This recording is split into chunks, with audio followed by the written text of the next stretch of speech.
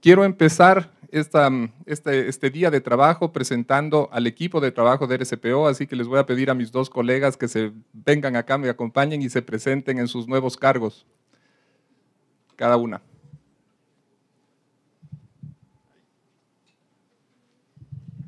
Está muy alto. Buenos días para todos.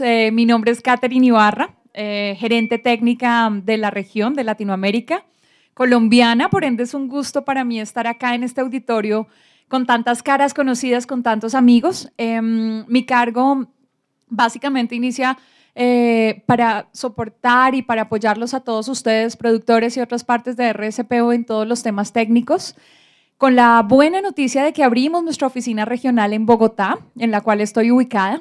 Entonces, es un gusto para mí compartir con ustedes el día de hoy. Muchas gracias. No me la sé, pero estamos muy cerca al Parque de la 93. Entonces, atiendo y, mejor dicho, recibo con muchísimo gusto todas las visitas. Por favor, me cuentan en un mensajito y yo con gusto les doy la dirección específicamente.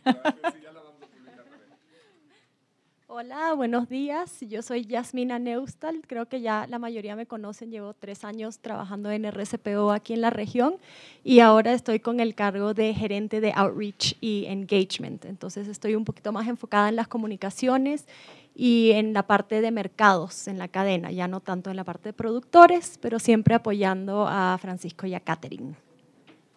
Listo, bueno, muchas gracias. Bueno, y mi nombre es Francisco Naranjo, yo soy el director de RCPO para la región. Debo decirles también que estamos en proceso y hemos finalizado ya la contratación de una persona nueva, un asistente técnico administrativo, más bien administrativo financiero. Y entonces, como ven, el equipo de RCPO está creciendo y eso es bueno, me parece que nos da la oportunidad de poder acompañarles de mejor manera en sus procesos.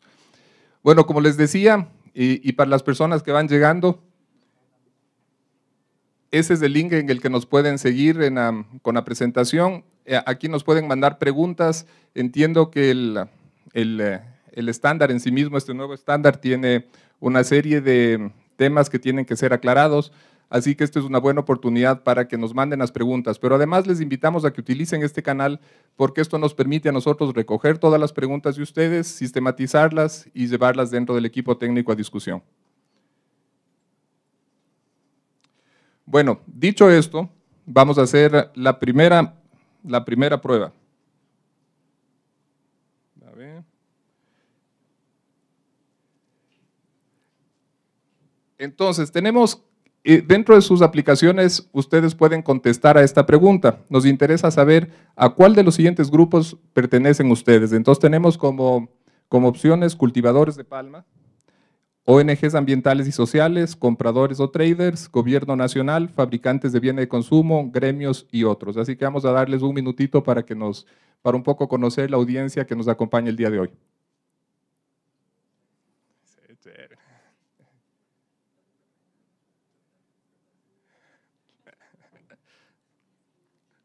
Bien. Eso es lo más importante aquí.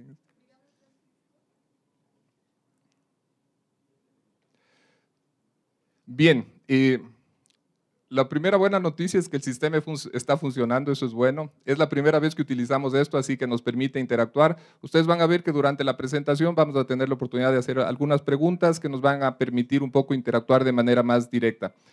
Como ustedes ven, la mayoría, y eso es lo que esperábamos, son productores de palma, es decir, son las personas que de alguna forma tienen que aplicar directamente el estándar, son, yo diría, los que llevan de alguna forma el mayor peso de la implementación, así que, bueno, es un gusto que nos acompañen. Y bueno, y tenemos representación de prácticamente todos los grupos de interés, así que eso también es bueno porque todo lo que se hace en RCPO tiene que contar con la participación justamente de todos los actores. Para un poco dar un poco de marco a lo que vamos a hacer el día de hoy, es importante entender el alcance de la actividad del día de hoy. Entonces, bueno, el primer objetivo que tenemos es socializar los principios y criterios. Pero, claro, esto es importante aclarar que en un taller de una mañana como la que vamos a atender sobre principios y criterios, No pretendemos que este sea un espacio de discusión profunda del contenido de todos los principios y criterios. Este es un primer pantallazo de lo que tienen los principios y criterios 2018. Tampoco pretende reemplazar los cursos de formación, esos cursos que dan nuestros entrenadores calificados. Por ejemplo, el día de ayer, en esta semana, hubo un curso de David Ogg. Le agradecemos mucho a David el esfuerzo que hace por socializar y por dar a conocer de mejor manera el estándar. Entonces, claro, la actividad del día de hoy no pretende reemplazar ese trabajo que hacen los entrenadores calificados por RSPO. Muy importante, la idea del día de hoy es recibir todos los comentarios, las dudas, las sugerencias, pero principalmente las necesidades de aclaración sobre la interpretación del nuevo estándar. Entonces, por eso es que es muy importante que utilicen la plataforma y que nos hagan llegar sus preguntas, porque claro, seguramente tienen una gran cantidad de inquietudes sobre el alcance y la aplicación del nuevo estándar RSPO. Un tema importante que vamos a cubrir el día de hoy es el tema de altas reservas de carbono. Para eso nos acompaña Daniel Arancibia. Muchísimas gracias, Daniel, siempre por tu colaboración y ayuda. También este es tal vez el punto más importante o tal vez la novedad más grande que existe en el estándar nuevo, en el estándar 2018, así que vamos a tener la oportunidad de conocer de Daniel, un experto sobre el tema de primera mano. Y por supuesto, también queremos empezar y hacer una invitación a un lanzamiento de la interpretación nacional, que es, como ustedes saben, Colombia es el país que tiene, dentro de Latinoamérica, el único país que tiene 2 interpretaciones nacionales aprobadas, y ahora empezaríamos con una tercera. Así que gracias a Fede Palma nuevamente por tomar ese liderazgo. Ya lo vamos a conversar un poco más en detalle ahora en la tarde. Bueno, esta es la apariencia que tienen los nuevos principios y criterios. Entonces pasamos del 2013 al 2018. Como ustedes saben, cada 5 años hacemos una actualización de los principios y criterios de RSPO. La primera actualización se la hizo, el primer estándar tuvimos en el 2005, que entró en prueba por un par de años, así que la primera versión oficial fue en el 2007. Esa versión oficial fue revisada después de 5 años y tuvimos la versión 2013, y ahora hemos revisado el estándar y tenemos la versión 2018. Este es un proceso que se hace normalmente, está dentro de los procedimientos operativos de estándar de RSPO, el revisar los principios y criterios cada 5 años. Es decir, no es algo nuevo, es algo que hacemos regularmente. Y aquí quiero mostrarles un poco la línea de tiempo o las actividades que hemos tenido para llegar a este producto final, que son los principios y criterios 2018. Entonces, todo empezó por ahí en mayo del 2017 con la primera reunión del grupo de trabajo. Se conformó un grupo de trabajo donde participan diferentes actores, productores, extractoras, refinerías, ONGs ambientales, sociales, es decir, todos los grupos de interés que conforman RSPO estaban representados en este grupo de trabajo que estaba a cargo de la generación el desarrollo de los nuevos principios 2018.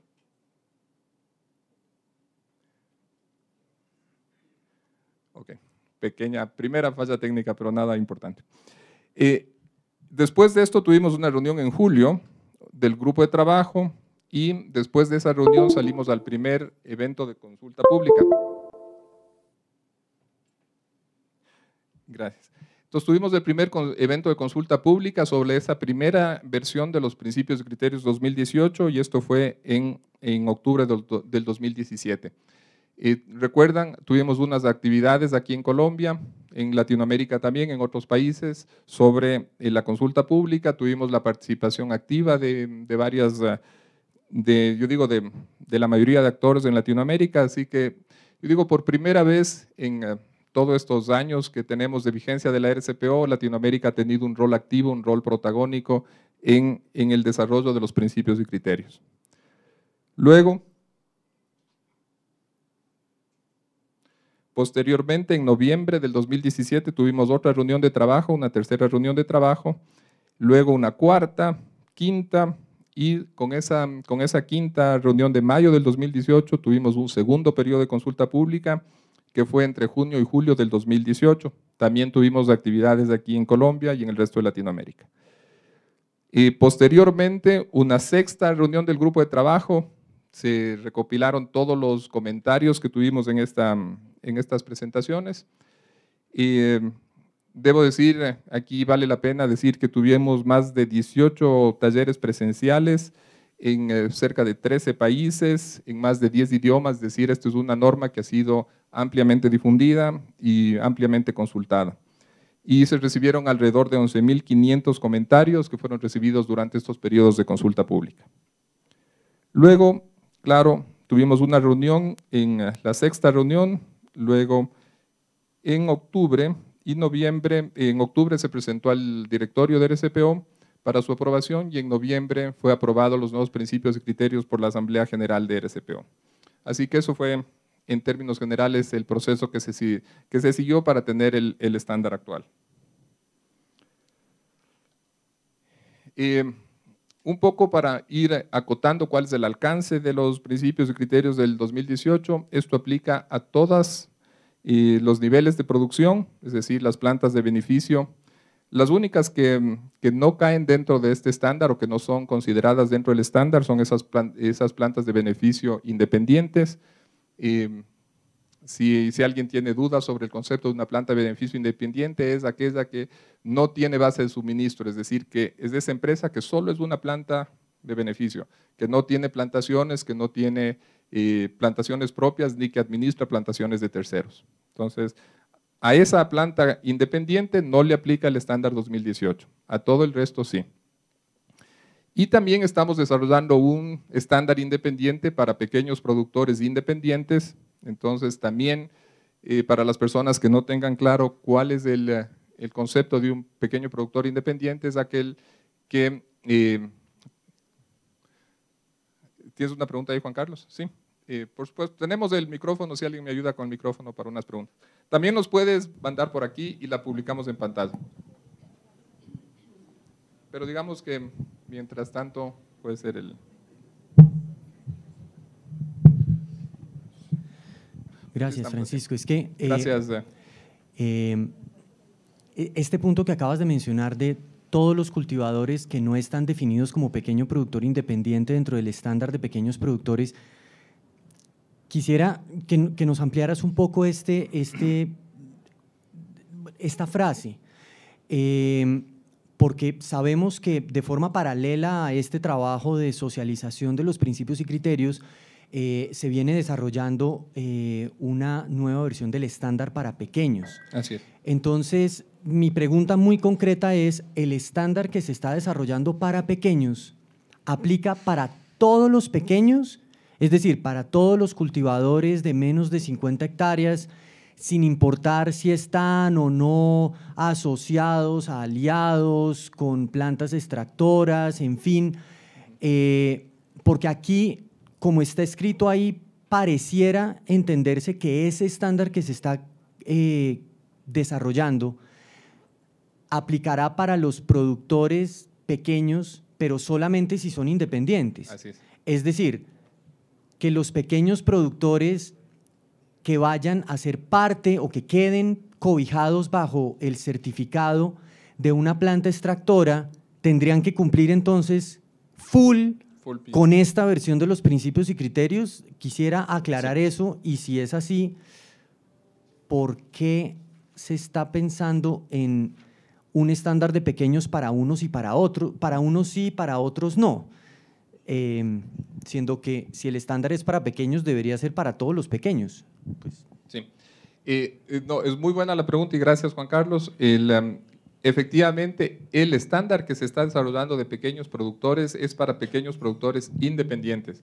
Es aquellos, y ahora la definición de pequeño productor independiente es como bien sencilla. Es aquel productor que toma sus decisiones directamente. Entonces, un poco para aclarar el asunto, el auditor tiene que decir lo siguiente. Para determinar si es independiente o no, le va a preguntar al productor, oiga, usted toma la decisión de cuándo sembrar, qué sembrar, cómo fertilizar, cuándo cosechar, etcétera. Si el productor responde sí, entonces ese es un independiente.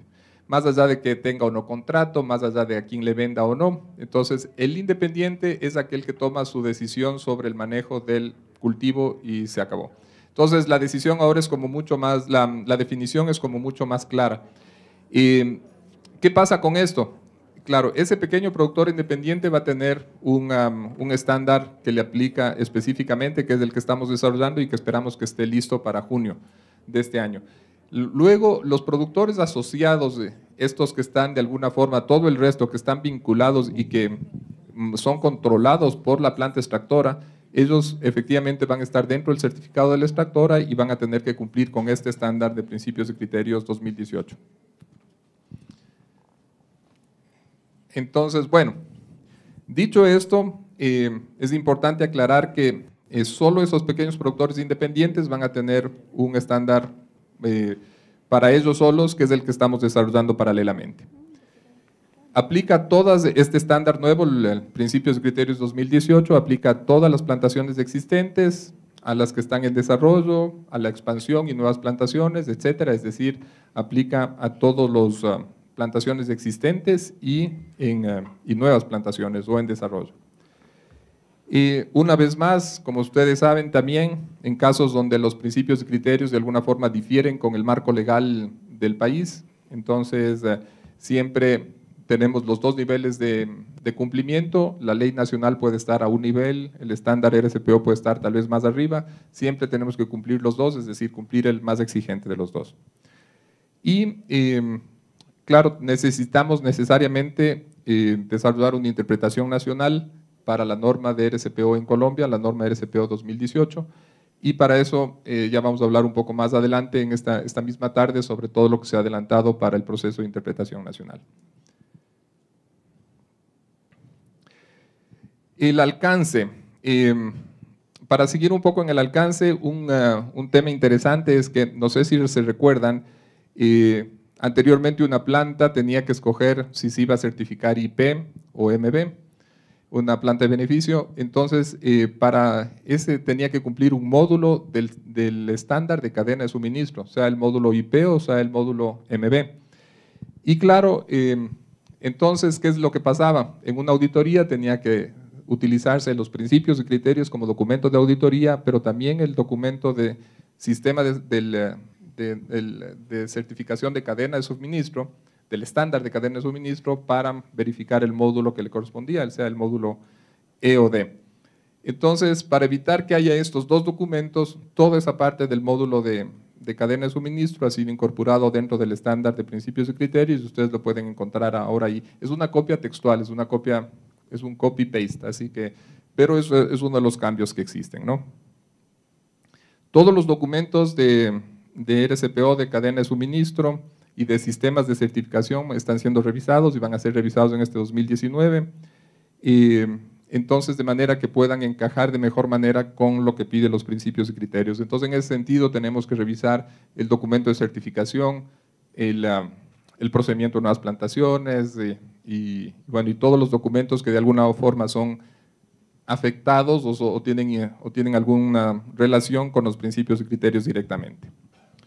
Un factor interesante y para los usuarios que vienen de tiempo atrás de los principios y criterios 2013, se acordarán que había dentro de los principios y criterios, venían incorporadas las guías. Entonces, no quedaba muy claro si la guía que estaba dentro del criterio del indicador era de estricto cumplimiento o solo era una guía. Entonces, para evitar esa interpretación, y yo me acuerdo esta era una pregunta muy común, ¿esta guía tengo que cumplirla o solo es una referencia? Entonces, ahora queda mucho más claro, la parte normativa del estándar son los principios, criterios e indicadores. Entonces, y todas las guías se han pasado a un anexo, al anexo 2, donde están unas guías que nos sirven de referencia de cómo cumplir la parte normativa, cómo cumplir los principios, criterios e indicadores.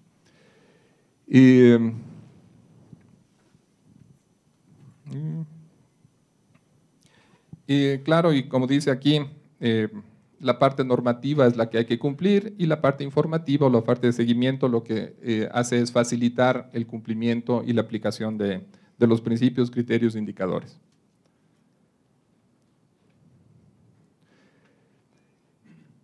Aquí hemos recogido en este slide algunos de los temas que son los principales cambios que se han incluido en el estándar 2018. Primero, por ejemplo, está reestructurado con respecto a la teoría del cambio de RSPO.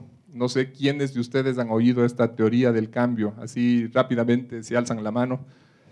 No muchos, ¿no es cierto?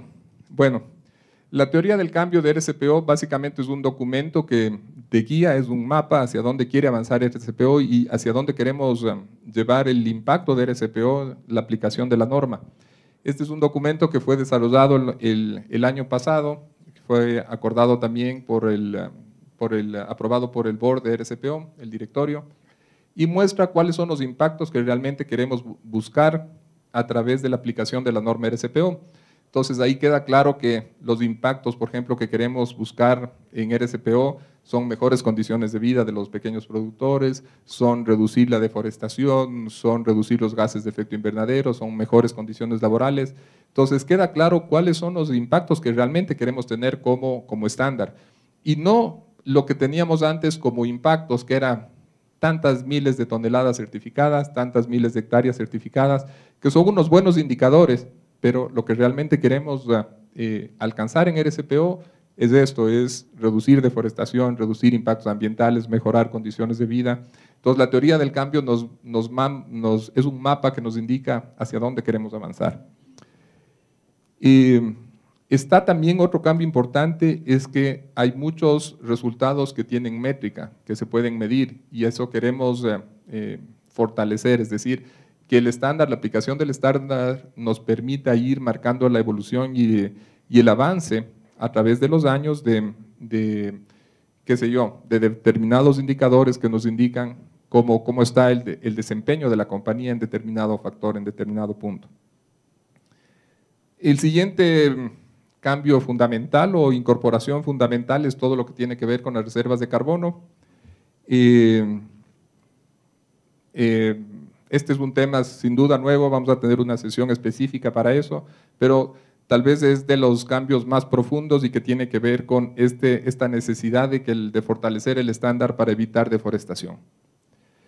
Y también el tema de la turba y las plantaciones en turba se han fortalecido en este estándar, así que ya vamos a ver algunos de los cambios que tenemos en ese sentido. Todo lo que tiene que ver con derechos laborales, derechos humanos, también hay un fortalecimiento en este estándar. Y como dijimos, estamos trabajando en un estándar de pequeños productores independientes.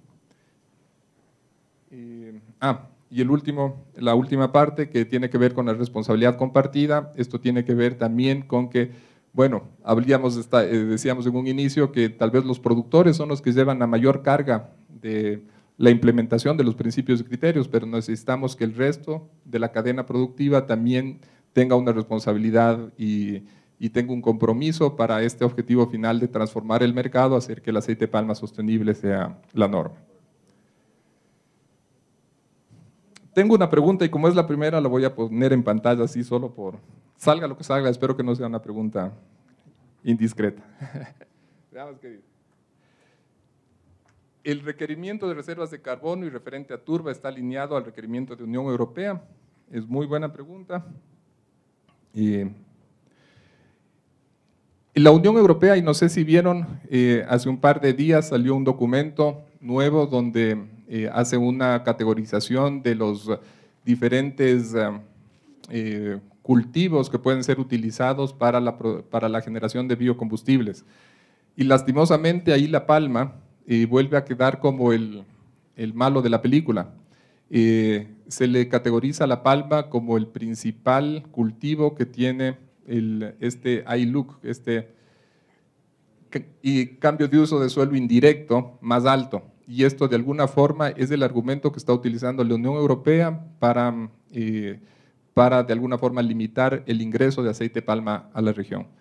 Y debo decirles que justamente ayer tuve una reunión con nuestro colega en Europa y nos decía que claro que todas estas nuevas decisiones que ha tomado la Unión Europea nos obligan a replantear nuestro estándar RED. No sé si ustedes conocen, pero tenemos un estándar básicamente para biocombustibles, así que la idea es que con estas nuevas definiciones y decisiones de la Unión Europea vamos a tener que hacer una actualización de nuestro estándar para biocombustibles. Pero pero efectivamente todo lo que viene relacionado con reservas de carbono es una demanda yo digo, de muchísimos actores y de la mayoría de actores del mercado que están exigiendo que todo el tema de remover totalmente la deforestación dentro de los cultivos de palma africana, aceitera. Así que de alguna forma diría que está alineado, yo digo, al mercado, y tomando en cuenta que Europa es uno de los principales actores dentro del mercado, también podríamos decir que sí está enfocado en cumplir esa demanda de mercado. Bien, esta era la teoría del cambio, tal vez me adelanté un poco. Básicamente como les decía, es un mapa que nos indica desde los principios y criterios y los roles que tiene que cumplir RSPO, y nos lleva a través de cuáles son los impactos que queremos generar al final sobre la prosperidad de las personas y el ambiente. Entonces, dicho esto, el nuevo estándar de RSPO tiene una estructura distinta. El estándar está dividido en 3 grandes grupos. El primer grupo es de impacto hacia la prosperidad, el segundo grupo es de impacto sobre las personas y el tercer grupo de impactos es sobre el planeta. Entonces, ustedes van a ver que tenemos ahora 7 principios, el principio 1, 2 y 3, que tienen que ver con prosperidad, el principio 4, 5 y 6, que tiene que ver con las personas, y el principio 7 con el planeta. Está organizado de esa forma, es decir, está enfocado ahora en impactos que queremos generar, y esto tiene que ver con esta idea de alinearlo con la teoría del cambio de RSPO. Aquí tenemos un pequeño resumen del número de principios, criterios, indicadores. Y ahora, tal vez algo importante de señalar es que, ¿se acuerdan ustedes? Antes teníamos unos indicadores mayores y menores, ahora están categorizados como críticos y normales. Entonces, ustedes van a ver en el estándar unos CES de críticos. Ustedes pueden ver ahí un poco el número de criterios, indicadores y de principios que tiene actualmente la norma. Bien, eso así como una primera pantallazo sobre el proceso que nos ha tomado el desarrollo de los principios y criterios, y nos quedan ahí un par de minutitos para preguntas. Aquí vamos a mostrar esta.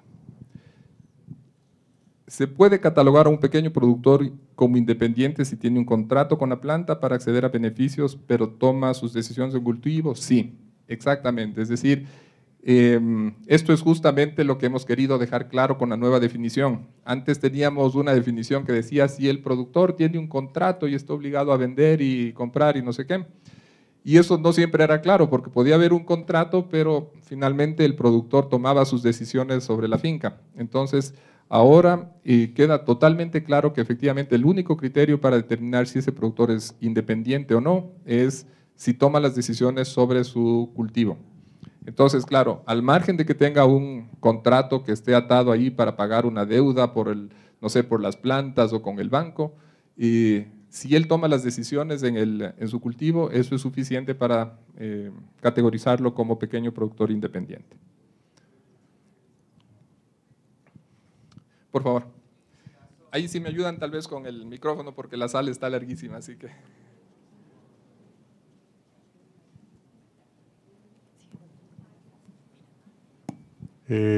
Gustavo Reyes, una pregunta de la zona oriental. ¿Hay algún área mínima, 50 hectáreas se hablaba para el pequeño? Sí, perdón, y gracias, Gustavo. En realidad el límite para definir un pequeño productor sigue siendo 50 hectáreas. Ahora, importante aclarar que eso es un límite que tiene que ser también revisado y tiene que ser confirmado por la interpretación nacional. Ha habido países que han movido ese límite para arriba y para abajo, entonces y yo creo que esta es una discusión que tiene que llevarse dentro del grupo de interpretación nacional, pero efectivamente el límite sugerido por RSPO es de 50 hectáreas. Gracias, Gustavo. Bueno, ese pequeño productor, si está bajo un modelo de alianzas con algunas tractoras, y, o sea, él debe hacer una declaración formal para decir yo soy independiente, o solamente ante una auditoría él puede decir yo me Claro. Claro así. Ya, muy buena pregunta también, porque pensemos que los pequeños productores siempre se van a certificar, tienen dos caminos de certificación, o formar un grupo de certificación o estar dentro de la base de suministro de una planta extractora. En cualquiera de los dos casos tiene que haber un sistema de control interno, tiene que haber un gerente de grupo, alguien que maneje ese grupo de pequeños productores y les guía.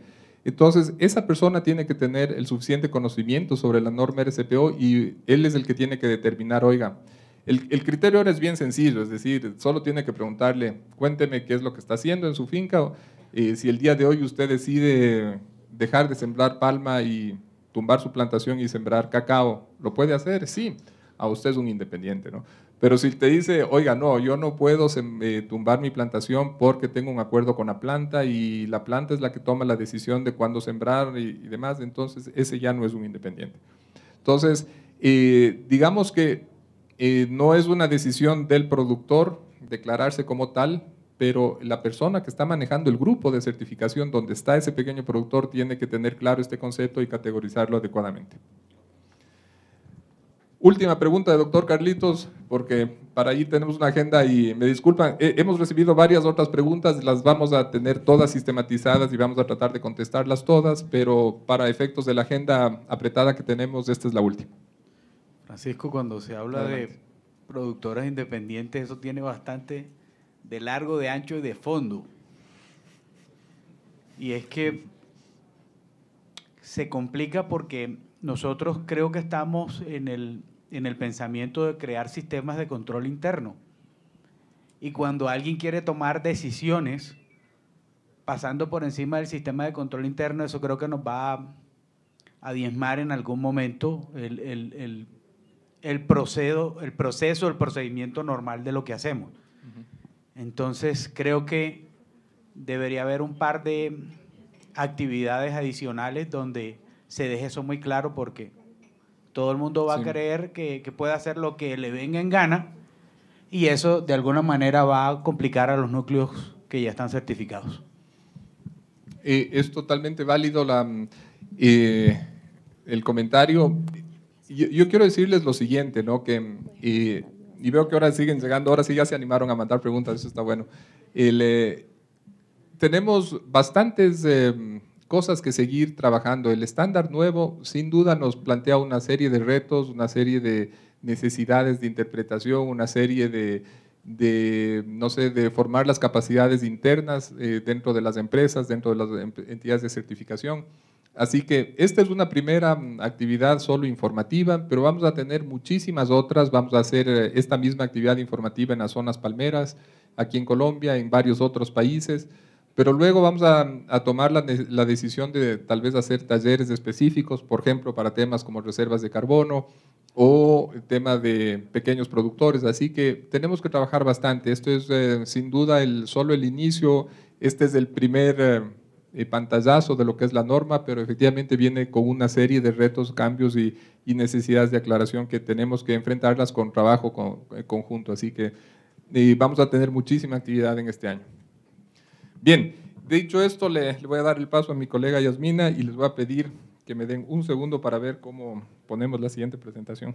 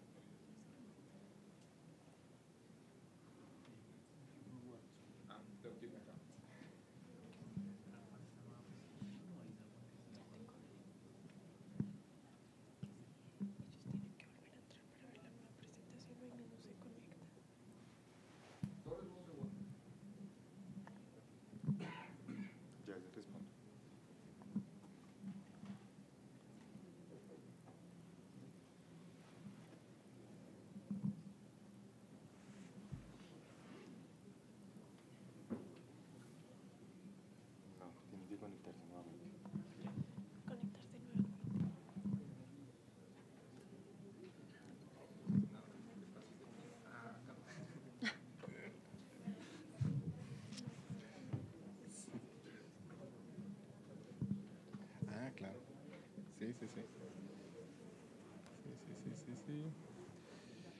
Diles algo mientras les pongo. Tienen, no sé si la pueden ver en sus computadoras o si tienen que volver a ingresar al vínculo. ¿Sí? ¿Ya pudieron? O volver a entrar. Sí, ya está cargada. Solo tienen que volver a entrar en el link.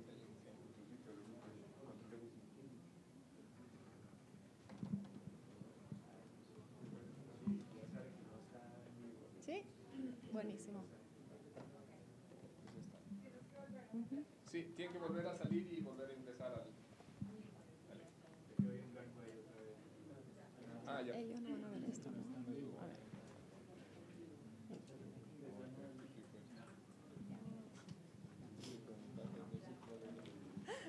Un minuto más.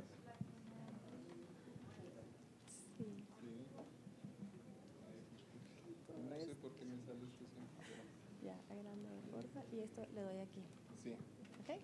Gracias. Estos son los nuevos sistemas de Francisco que estamos experimentando y nos va muy bien. Bueno, buenos días nuevamente. Creo que ya todos estuvieron cuando me presenté. Soy Yasmina, trabajo en RCPO y hoy día me toca la linda labor de presentarles los 3 nuevos principios, que son los principios de prosperidad. El objetivo de impacto que tienen estos principios es crear un sector competitivo, resiliente y sostenible. Entonces, la idea es que se garantice la viabilidad a largo plazo de toda la cadena de suministro y beneficios tanto para el sector privado como para los medios de vida de las comunidades donde se cultiva palma aceitera. Estos 3 principios a eso están enfocados. El principio 1 es comportamiento ético y transparente, el principio 2, operaciones legales y respeto a los derechos, y el principio 3, optimización de la productividad, la eficiencia y los impactos y la resiliencia. Resiliencia. Acá. Ok, entonces vamos a ir con el primer principio. Como mencionó Francisco, yo les voy a presentar los criterios asociados a los principios, más no voy a entrar en cada indicador. Vamos a hacer un pantallazo de los indicadores en general, no están palabra por palabra, lo que hemos hecho es agarrar la esencia del indicador, lo que nos parecía lo más importante para conversar y para dialogar. Entonces, el 1.1, y esto sí lo voy a leer tal cual y luego vamos a hablar un poquito sobre los indicadores. La unidad de certificación proporciona información adecuada a las partes interesadas relevantes sobre aspectos ambientales, sociales y legales, relevantes para los criterios RCPO en lenguajes y formas apropiadas para permitir la participación efectiva en la toma de decisiones. Ay, perdón, tengo dos.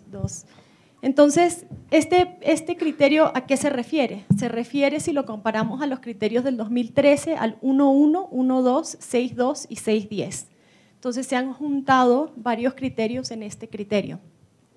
¿Cuáles son los puntos importantes aquí en los indicadores?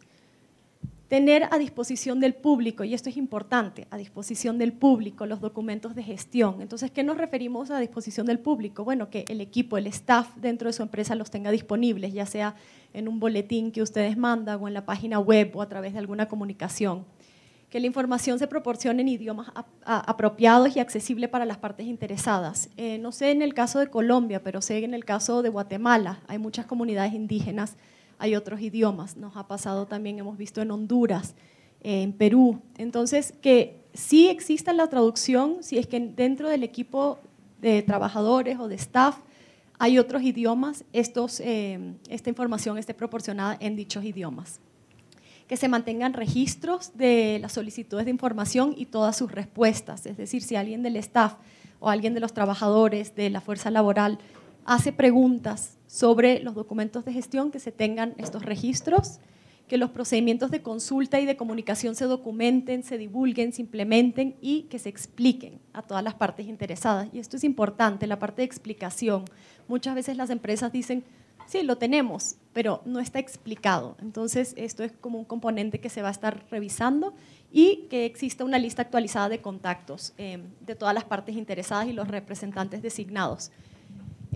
Esto no es nada nuevo, entonces no hay que entrar, yo creo que en detalle en los indicadores que ya vienen de los 2013, simplemente se han consolidado. El 1.2. La unidad de certificación se compromete a una conducta ética en todas las operaciones y transacciones comerciales. Nuevamente, esto no es un criterio nuevo, esto viene de los PIC 2013, del 1.3 y del 6.10. Y aquí, ¿qué es lo que estamos buscando? Se está buscando que se cuente con una política para una conducta ética. Entonces, que se implemente esto en todas las operaciones, en todas las transacciones comerciales, también en el reclutamiento, en los contratos. Y esta política, yo creo que uno de los cambios que hay aquí, lo vamos a ver más adelante, es que en la parte de reclutamiento se incluye esta política. Van a ver más adelante que hay un nuevo criterio sobre reclutamiento. Entonces, esto es como un componente importante. Y también que exista un sistema para monitorear el cumplimiento y la implementación de la política. Entonces, ya no es solo que el auditor va a venir y decir, muéstrame su política, sino también muéstrame cómo usted está monitoreando que se cumpla y que se implemente esta política.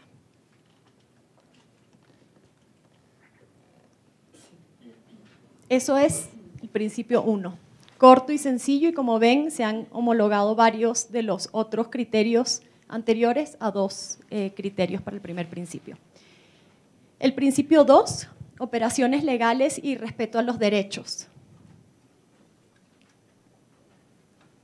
El principio 2.1, hay cumplimiento de todas las leyes y regulaciones locales, nacionales e internacionales ratificadas.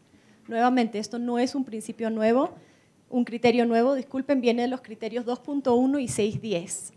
¿Qué buscamos aquí? Que la unidad de certificación cumpla con los requisitos legales, eso ya es algo que se viene trabajando mucho anteriormente. También que se cuente con un sistema documentado para asegurar el cumplimiento. Entonces, aquí yo creo que lo importante es saber, no es que tienen que tener todo el documento legal, sino un documento que compruebe que el cumplimiento legal se está siguiendo. Entonces, puede ser un documento sencillo. Aquí yo no sé si podemos entrar en más detalle después de qué ejemplos, tal vez un auditor que estaría buscando, pero que exista una lista y pruebas de la debida diligencia legal y que todas las terceras partes contratadas tengan acceso a esto nuevamente.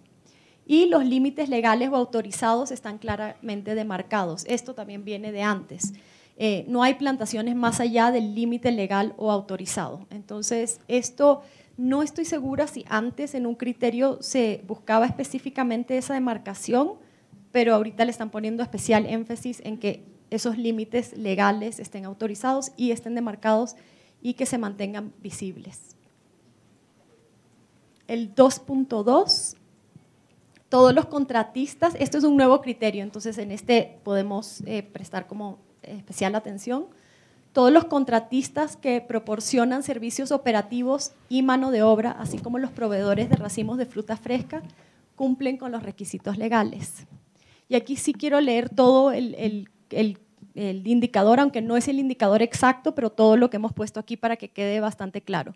Se mantiene una lista de las partes contratadas, es decir, se tiene un documento donde se listen todas las partes contratadas, ya sea proveedores o proveedores de racimos de fruta fresca, etc. Todos los contratos, incluidos los de suministro de racimos de fruta fresca, contienen cláusulas específicas sobre el cumplimiento de los requisitos legales aplicables. Entonces, esto se ata con el criterio anterior de que los tengan claramente demarcados esos requisitos legales. ¿Por qué? Porque los contratos van a tener que incluir esas cláusulas y que pueda ser demostrado una tercera parte, ¿no? Un auditor en este caso. Todos los contratos, incluidos los de suministro de racimos de fruta fresca, contienen cláusulas que prohíben el trabajo infantil, el trabajo forzoso y el tráfico de mano de obra. Entonces, en los contratos que se tengan con todos los proveedores, tiene que haber una cláusula donde específicamente se delinee que se prohíbe el trabajo infantil, el trabajo forzoso, etc. ¿Están entrando preguntas? ¿Las hago de una vez o lo hacemos al final? Al final. El 2.3 también es un nuevo criterio, entonces también voy a ponerle extra énfasis. Todos los suministros de racimo de fruta fresca procedentes del exterior de la unidad de certificación provienen de fuentes legales. Entonces, aquí, para todos los racimos de fruta fresca que son comprados directamente al proveedor, la planta extractora requiere información sobre la localización geográfica del origen, prueba del estatus de propiedad o el derecho de la tierra del productor, del pequeño productor, y donde aplique una licencia válida de plantación, explotación, comercialización o formar parte de una cooperativa que le permite la compra y venta de racimos. Entonces, es importante. Esto es cuando el racimo de fruta fresca lo está comprando la planta extractora directamente al proveedor. Si la planta extractora está comprando el racimo de fruta fresca indirectamente, es decir, no directamente al proveedor, sino a través de una cooperativa o algo, la unidad de certificación obtiene de los centros de acopio o cualquier agente o intermediario que sea el que le está vendiendo las pruebas enumeradas en el indicador anterior. Entonces, esto es bastante interesante, esto es algo que no se requería antes y es una manera de tener el seguimiento y tener como que los detalles de dónde está proveniendo la fruta fresca. Tenemos un caso como que muy peculiar de esto, por ejemplo, es un caso en Perú que ha sonado mucho, de que hay muchas cuestiones de parte de los medios de comunicación de dónde hay empresas de RCPO que son miembros de RCPO, que se van a certificar de dónde están comprando los racimos de fruta fresca. ¿Por qué? Porque antes no existía una cláusula o un criterio que decía que tenían que tener esa data sumamente clara, ¿no? Entonces, lo importante aquí es la localización geográfica, el estatus de propiedad o derecho sobre la tierra y, si es necesario, una licencia válida sobre la plantación. Ahí acaba el principio número 2. Entonces, al final vamos a tener bastantes preguntas y mis colegas me van a apoyar. Y vamos al principio 3. El principio 3 es optimización de la productividad, la eficiencia, los impactos positivos y la resiliencia. Aquí son 7 criterios, entonces vamos a ir uno a uno nuevamente. El 3.1. Existe un plan de gestión implementado para la unidad de certificación que busca lograr la viabilidad económica y financiera de largo plazo. Nuevamente, esto no es un nuevo criterio, este viene de los PICs 2013, el 3.1. Lo importante aquí es, tiene que existir un plan de negocio o de gestión de mínimo de 3 años, documentado, y debe haber sido también preparado junto con los pequeños productores de esquema. Entonces, aquí lo que decía Francisco, no de los pequeños productores independientes, pero aquellos pequeños productores que forman parte de su base de suministro y al cual la empresa o la extractora le da apoyo financiero, apoyo técnico, tienen que preparar junto con ellos un plan de gestión o de negocios de mínimo 3 años. Se dispone de un programa de replantación anual proyectado para un mínimo de 5 años con revisión anual, y la unidad de certificación realiza revisiones de su gestión a intervalos definidos apropiados a la escala y la naturaleza de las actividades realizadas. Entonces, nuevamente, esto viene del principio 3.1.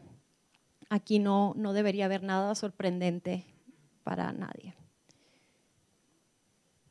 3.2. La unidad de certificación monitorea y revisa de forma regular su desempeño económico, social y medioambiental y desarrolla e implementa planes de acción que permiten demostrar una mejora continua en las operaciones claves. No sé si recuerden, pero el principio 8 antes, que ya no existe, era sobre mejora continua. Esto viene directo del principio 8.1. que se requiere aquí, que se implementen planes de acción para la mejora continua teniendo en cuenta principales impactos. Esto no es nada nuevo, ya todas las empresas, si han sido auditadas o si se estaban preparando para ser auditadas, tienen estos planes de acción de mejora continua. Y lo segundo es que como parte del proceso de monitoreo y de mejora continua se presenten informes anuales al secretariado de RCPO utilizando la plantilla de indicadores métricos de la RCPO. Esta parte sí es nueva, entonces la plantilla de indicadores métricos, yo creo que Kate va a hablar un poquito más al respecto más adelante, pero es una plantilla que ya está siendo desarrollada y se está revisando al momento, y va a ser una plantilla donde las empresas van a tener que llenar, una plantilla de verdad bastante directa, donde hay un montón de indicadores, de puntos, y la van a ir teniendo que llenar año a año. ¿Para qué? Para poder monitorear y ver esa mejora continua año a año.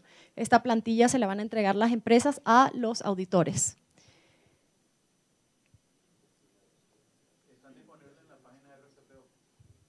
¿Está disponible en la página de RCPO la plantilla o...? Solo una aclaración acerca de la plantilla. La plantilla en este momento está en proceso de elaboración, estamos en un periodo de consulta pública. Hace unas semanas compartimos esta plantilla con las autoridades de certificación. La próxima semana estaremos haciendo el ejercicio de compartir esta plantilla con las empresas con el fin de recibir su retroalimentación. La idea es que la versión final de la plantilla esté publicada en la página de RCPO aproximadamente a final de marzo. Entonces vamos a socializar este draft de plantilla que tenemos para recibir todos sus aportes. ¿Listo? Gracias, Kate. Listo. Principio 3.3. Los procedimientos operativos están apropiadamente documentados y se implementan y monitorean de manera sistemática. Esto viene directo del 4.1 y esto es algo que yo sé que todos tienen porque yo me encargo de pedírselos al comienzo cuando van a hacer membresía. Lo primero que les pedimos es que se haya establecido un procedimiento operativo estándar para la unidad de certificación. De hecho, cuando uno se va a convertir en miembro de RCPO, uno de los primeros pasos que les pedimos es que tengan lo que en inglés llamamos SOP, en español POE. ¿Qué se está pidiendo también? No solo que lo tengan, sino que exista un mecanismo para comprobar la implementación de estos procedimientos operativos. Y que se mantengan y estén disponibles registros de monitoreo y las acciones adoptadas en relación a estos procedimientos. Entonces, antes valía solo el procedimiento, ahora sí se está pidiendo un mecanismo para comprobar la implementación del dicho procedimiento.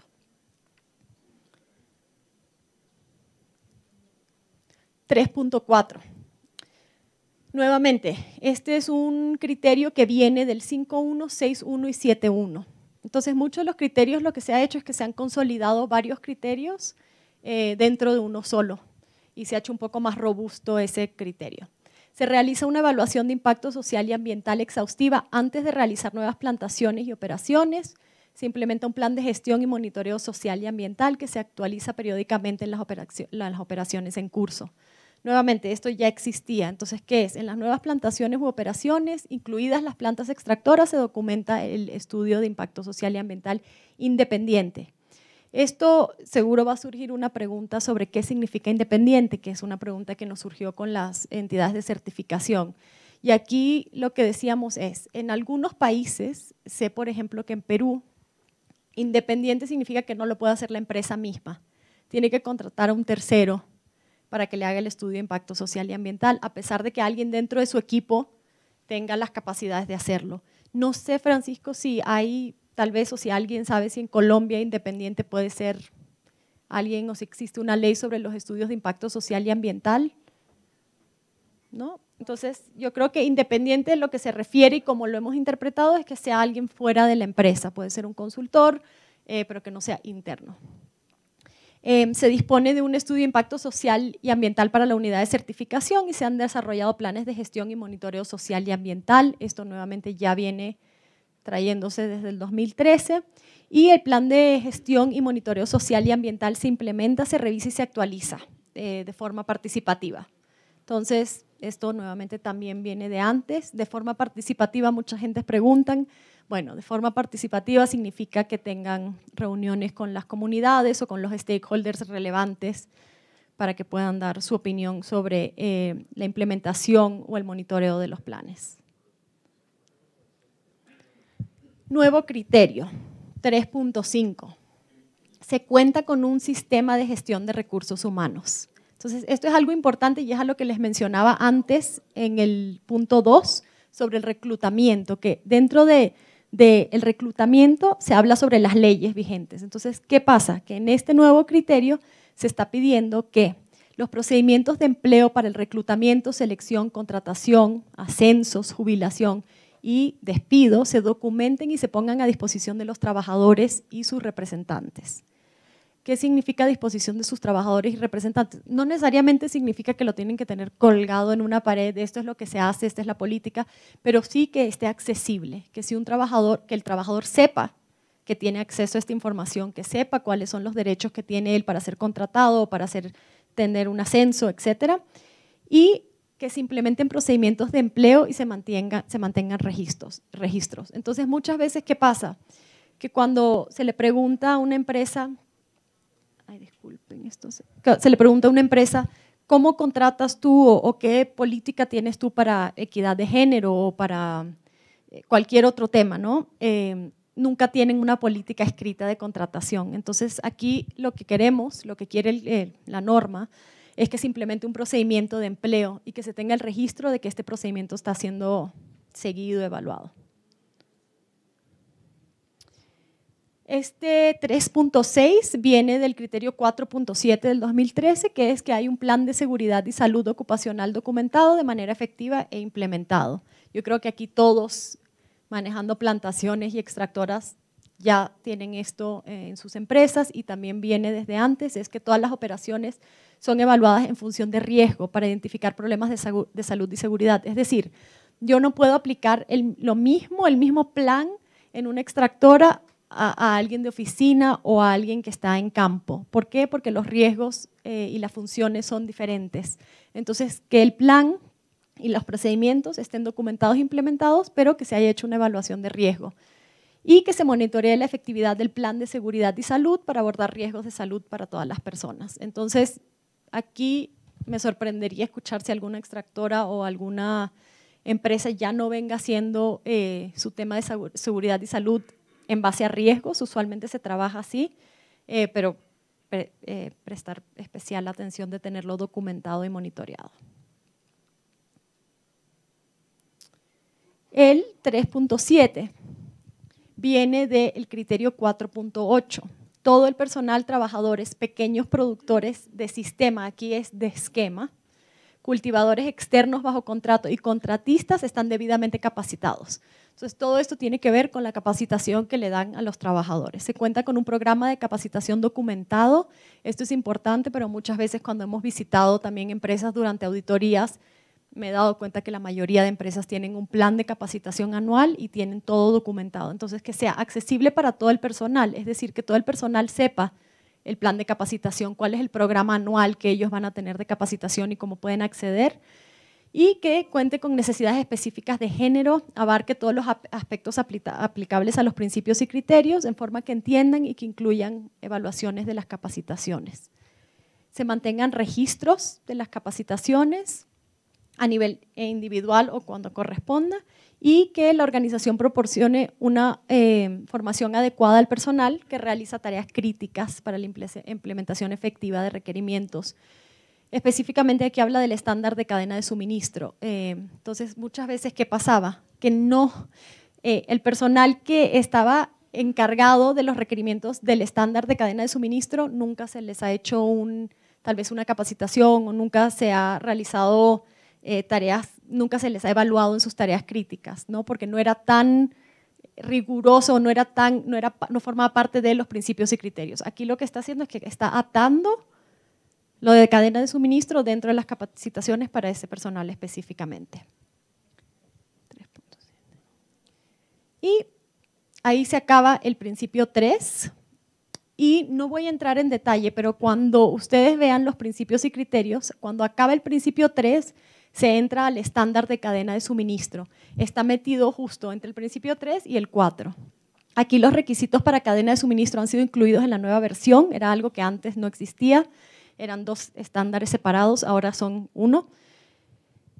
La sección está tomada, como dijo Francisco, literalmente del estándar de certificación. Entonces, está tal cual el estándar de certificación, ahí no hay nada que se tengan que aprender nuevo. Lo que sí es que el documento está en vigor, pero los requisitos deben ser consultados en caso de que tengan incertidumbre. Eso lo podemos ver caso por caso. El documento del estándar, como dijo Francisco, se va a revisar durante el 2019, durante este año, y se van a hacer los cambios. Entonces, cuando ustedes vean el documento, hay una tabla y esa tabla es la que probablemente va a cambiar durante el 2019. Por ahora se mantiene exactamente igual. Esa es mi presentación, son los primeros 3, me tocó la más corta, felizmente.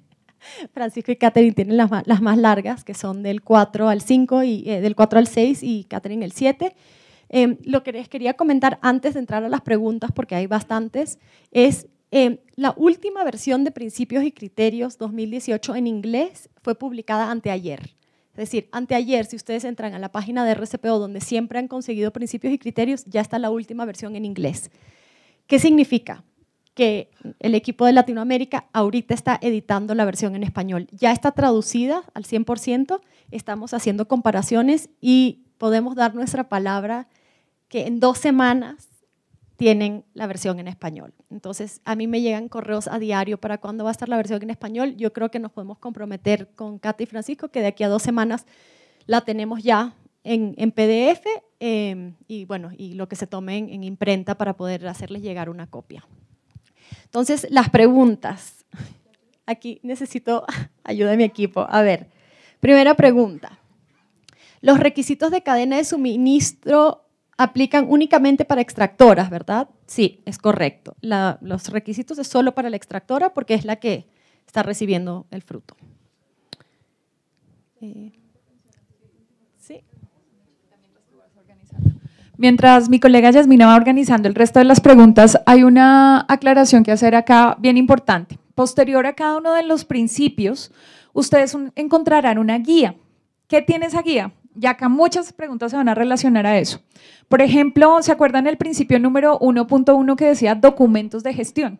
Bueno, sé que una de las preguntas que vendrá es, bueno, pero ¿cuáles son esos documentos de gestión mínimos que exige la RSPO? Entonces, en cada una de esas guías, después de cada principio, ustedes van a encontrar esos lineamientos claros. Ojo, acuérdense que Francisco decía al principio que hay una parte que es normativa y otra informativa. Esta es la parte informativa, va a ser susceptible a mejoras, cambios durante nuestra interpretación nacional. Sin embargo, es una referencia clara de esas definiciones que tal vez no están explícitas como tal dentro de los principios y criterios. Gracias. Voy a la... ampliar concepto de tráfico laboral, Francisco. A ver, no,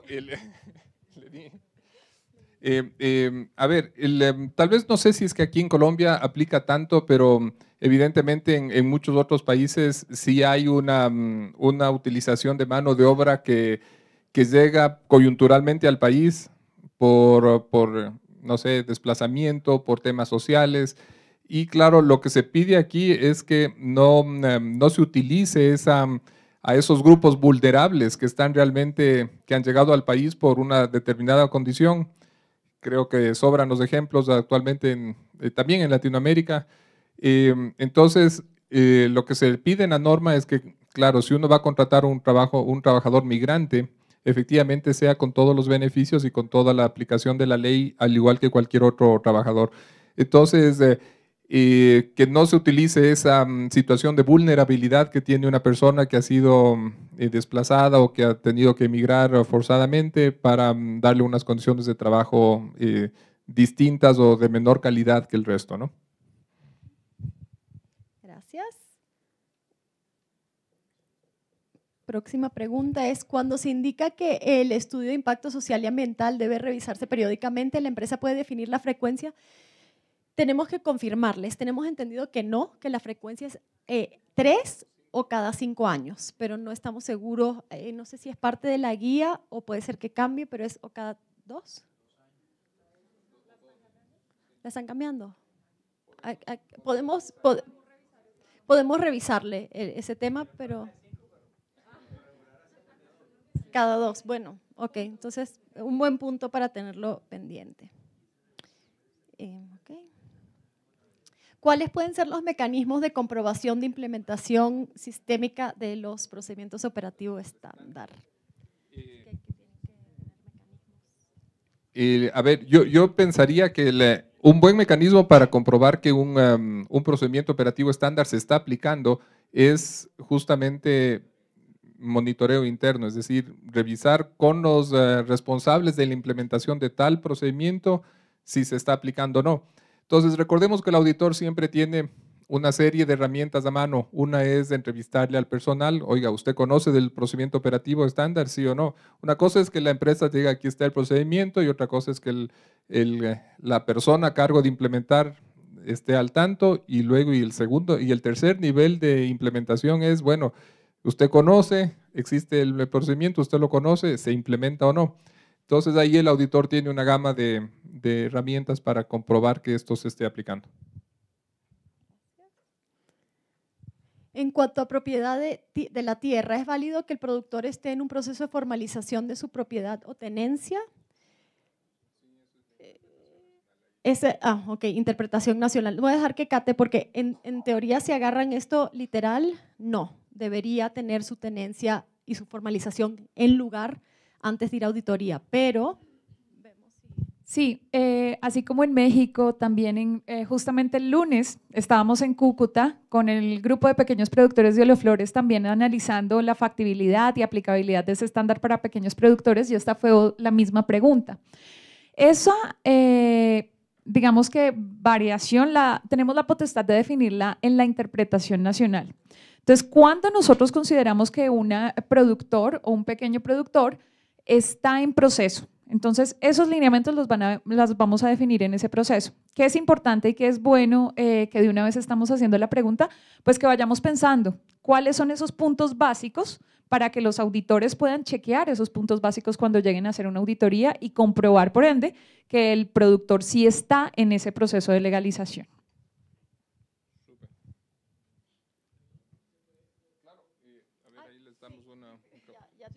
Ya llega el micrófono.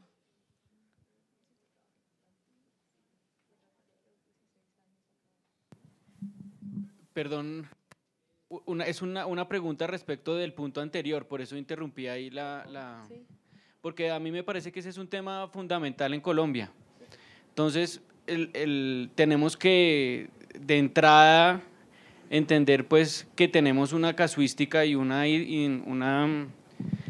digamos, complejidad jurídica, no solamente para pequeños, sino también para medianos y para grandes productores. Entonces, sí es muy importante que ataquemos eso en detalle, no se puede quedar como muy generalizado a cada caso, aunque cada caso tiene su propia historia, pero sí es muy importante que la normativa país reconozca esa complejidad que tenemos aquí en Colombia respecto de eso, ¿sí? En detalle hay personas que tienen títulos de propiedad que legalmente existen y aún su propiedad está siendo cuestionada. Claro. Entonces, eso es importantísimo que lo tengamos porque es una barrera que nos puede hacer cumplir absolutamente todo y es algo que es exógeno a la mayoría de los productores. Es un tema país y legal con múltiples interpretaciones en diferentes instancias del mismo Estado y de también conceptos jurídicos privados. Sí, ese es un excelente punto. Es muy bueno el punto y me parece que hay que hacer una puntualización importante.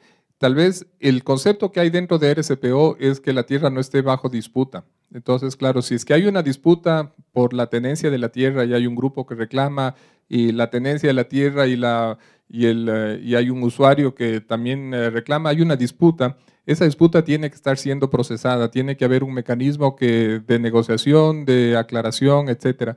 Y otra cosa es de esa persona que como parte del proceso burocrático normal está en el proceso de obtención de su título, entonces tiene una adjudicación, no sé, y tiene ya una decisión legal de que la tierra es de él y que le toca pasar una serie de pasos, un proceso para llegar a tener su título de propiedad. Entonces son dos cosas distintas, ¿no? La una es que el productor tenga la propiedad, esté usufructuando, esté en el proceso de terminar su trámite legal hasta tener el título de propiedad. Ese no tiene problema, es decir, eso es por ejemplo, ¿no? No sé si funciona acá igual, pero si yo tengo un derecho he sido adjudicado por un proceso legal en Ecuador y tengo ya la adjudicación, yo soy el propietario legal de esa tierra y tengo que hacer todo un proceso hasta tener mi título. Entonces, con eso no hay problema. ¿Qué pasa si es que hay una persona, una empresa que tiene un título de propiedad pero está cuestionado por algún otro, por un tercero? Dice, no, esa tierra es mía. Entonces, cuando hay una disputa, entonces esa disputa tiene que ser procesada y tiene que ser aclarada y si no, no se va a poder cumplir este punto. Próxima pregunta, ¿cuál es la definición de trabajo infantil? ¿Los pequeños productores reciben ayuda de sus hijos luego de sus actividades escolares? ¿Incumpliría con el principio 2?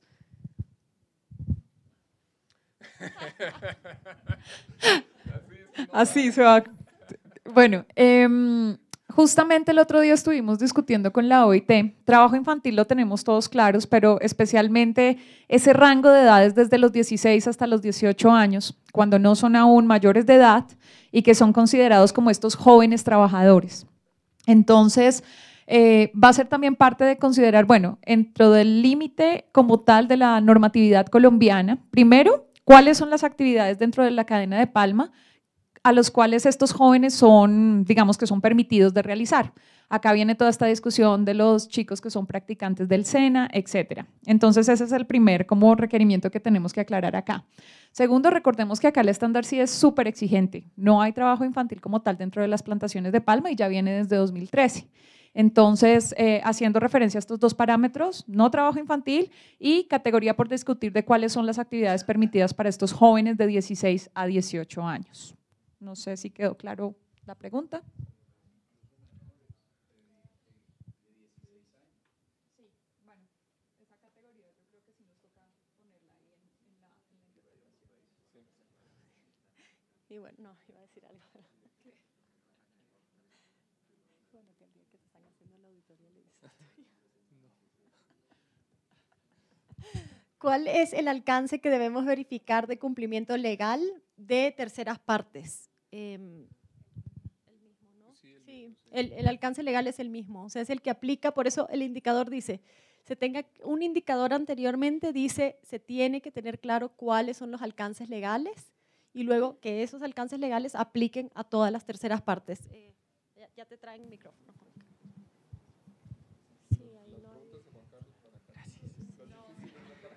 Sí, es que creo que por ahí hay una pregunta mía sobre el mismo tema y yo le había metido algo adicional y es si por ejemplo una planta extractora es decir, creo que es imposible pensar en que una planta extractora o un cultivo pueda tener un mecanismo que asegure que todos sus contratistas cumplen con todos los requerimientos legales. Eso es virtualmente imposible. Es decir, si el alcance de ese requerimiento es así, entonces, como quien dice, apague y vámonos, porque las empresas tendrían que entonces conformar un equipo de revisión legal y gastarse horas y horas y horas definiendo además cuáles son los requerimientos legales que le aplican a cada contratista, porque es que una cosa es uno poder definir cuáles son los requerimientos legales principales que le aplican a una planta de beneficio y a un cultivo de palma. Eso es más clave, más claro. Pero, por ejemplo, el proveedor de tornillos o el proveedor de repuestos para tal… Entonces, tengo yo como planta extractora, por ejemplo, que ir a hacer una lista de todos los requerimientos legales que le aplican a un fabricante de tornillos y luego tener un mecanismo para verificar que ese fabricante de tornillos está cumpliendo con todos. Miércoles, realmente cada planta extractora se convertiría en una consultora legal de un montón de industrias. Entonces, dediquémonos a otra cosa. Realmente creo que es importante pensar en el alcance, porque es que esto se puede volver algo que no tiene fin. Yo creo, Juanca, y de ahí voy a dejar que Cata y Francisco, pero volviendo al indicador que se refiere a esto, que dice todos los contratistas que proporcionan servicios operativos y mano de obra, así como racimos de fruta fresca. El criterio anterior hablaba de todos los contratistas. Sí, ok, ya te… No sé si me permite. No, entiendo la preocupación y claro, es totalmente válida. Yo veo esto como algo parecido a lo que pasa, y aquí en Colombia yo creo que es de los sitios donde más existe esta cultura, ¿no? Cuando tú le pides a un contratista, vas a contratar a este mismo hotel para el evento de hoy día, claro, le pides, ¿qué le tenemos que pedir? Mándenos su RUT, mándenos su cámara de comercio, mándenos una serie de cosas que nos aseguran que estamos contratando con una persona jurídica que está cumpliendo, claro, para este efecto los temas tributarios básicamente. En este caso, me parece que es importante desarrollar unos procedimientos operativos estándar dentro de la extractora y decir, mire, a este tipo de proveedores les voy a pedir esto.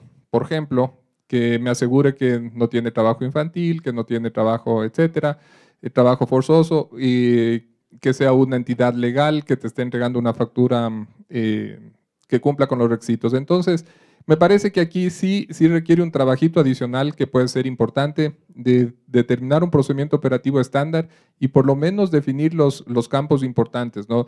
No vas a entrar ahí ya en el detalle de cuénteme si usted está, no sé, si en su planta de tornillos tiene pintura antideslizante en el piso, ¿no? Eso no se podría hacer. Pero efectivamente unos temas mínimos que son, que tienen que ver con la filosofía y con el tema central del estándar. Entonces va a haber que definir esto y me parece que de todas maneras en la interpretación nacional vamos a tener que hacer un ejercicio en ese sentido para definir los requerimientos mínimos. Leonardo.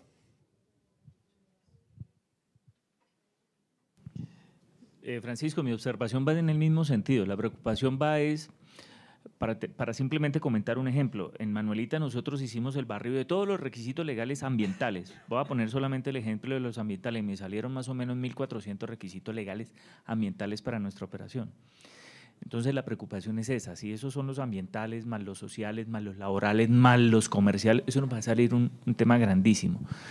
Mi pregunta va, ya con la aclaración que hace Juan, entonces va al siguiente tema. A mí me parece muy lógico la propuesta tuya. Uno debería primero definir cuáles son sus proveedores de bienes y servicios críticos para la sostenibilidad, ¿cierto? Y además de eso, debería uno poder establecer cuáles son los aspectos críticos a los cuales le va a revisar los requisitos legales.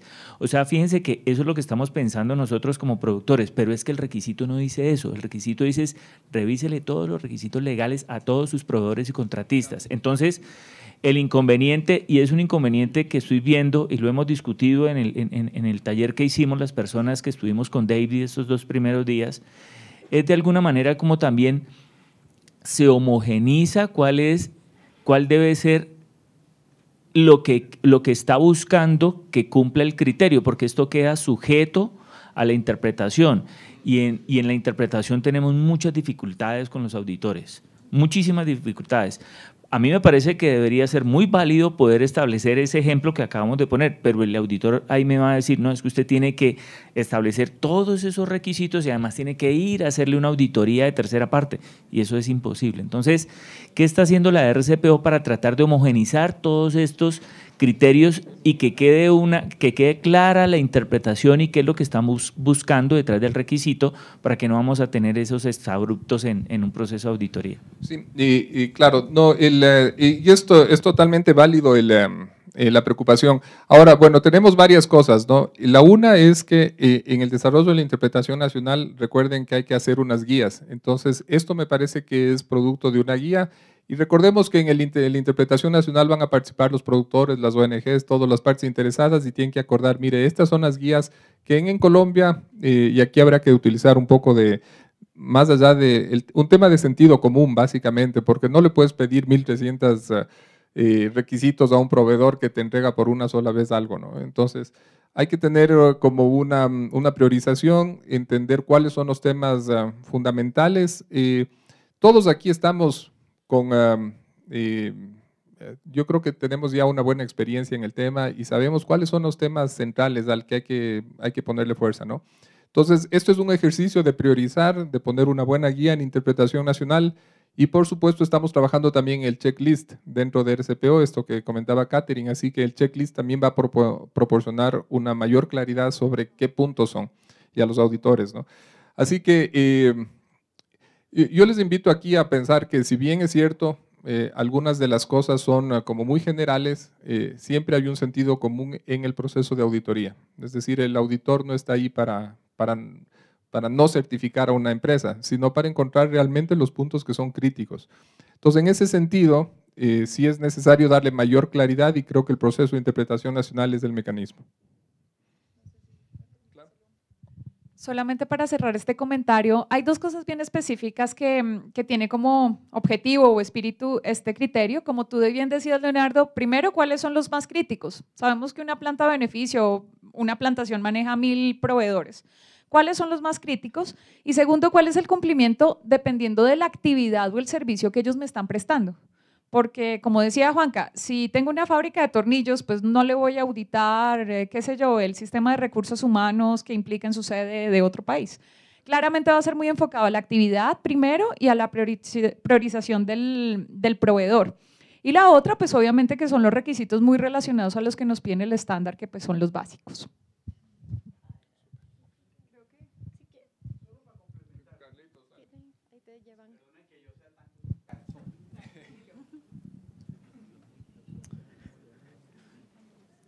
Ojalá que no me escuche ningún auditor.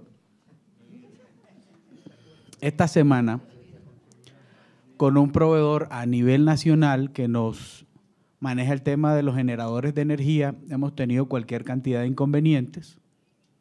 Entramos a contratar a un nuevo proveedor, que es una persona natural, y ahí entonces por cumplimiento legal, por el sistema de seguridad y salud del trabajo, ahora súmale lo del SARLAF, por financiación del terrorismo y por, bueno, eso es un determinante también complejo.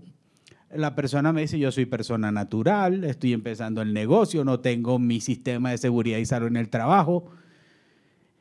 ¿Qué dice el ingeniero que tengo de seguridad y salud en el trabajo? Jefe, yo le paro el trabajo. Me agarro con el director de planta, me agarro con el gerente, tienen 1.200 toneladas de fruta parando el proceso, se está yendo la luz, ¿qué hago ahí?